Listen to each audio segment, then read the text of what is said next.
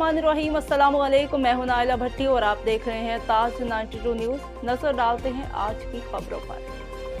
टंडू अलायार से तारिक हमीद अब्बासी की खबर शामिल करते हैं। हुकूमत की जानिब से स्पेशल बच्चों की बेहतरी के लिए इकदाम किए जा रहे हैं, लेकिन दारुल सुकून राशिदाबाद इंतजामिया की जानिब से स्पेशल बच्चों के लिए की जाने वाली काविशें काबिले दीद हैं। जहां 300 से ज़ायद स्पेशल बच्चों को जीने का सहारा फ्राहम करने में जो रोल अदा कर रहा है वो काबिले तारीफ है। दारुल सुकून राशिदाबाद में हफ्तावार चलने वाले ईमान दस्तरखान टंडू अलायार में मखलूक खुदा की खिदमत में जो किरदार अदा कर रहा है वो भी इंतहाई खराज तहसीन का इकदाम है।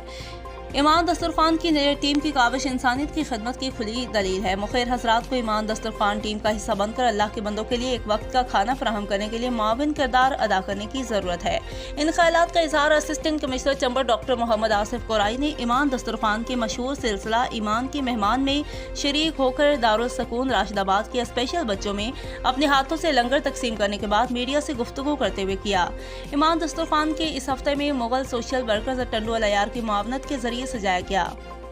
इस मौका पर मुगल सोशल वर्कर टंडू अलायार की टीम, जिसमें नईम अहमद मुगल, मोहम्मद इरफान मुगल, मोहम्मद सलीम मुगल, मोहम्मद असलम मुगल, मोहम्मद सरवर मुगल, जावेद अली मुगल, आसिफ अली मुगल, गुलाम मोहम्मद मुगल, साजिद मुगल, इश्तियाक अहमद मुगल, आरिफ महमूद मुगल और अब्दुल वहीद मुगल, एडमन इमरान, मैनेजर गुजरा कैसर और मुत्तहिदा इत्तेहाद अब्बासी इंटरनेशनल के मरकजी राब्ता सेक्रेटरी अब्दुल हमीद अब्बासी ने कहा कि ईमान दस्तरखान एक एतमाद का नाम बन चुका है और ईमान की टीम जिस अंदाज से अल्लाह के बंदों के लिए अपनी खिदमत सरंजाम दे रही है वो काबिल तहसीन इकदाम है।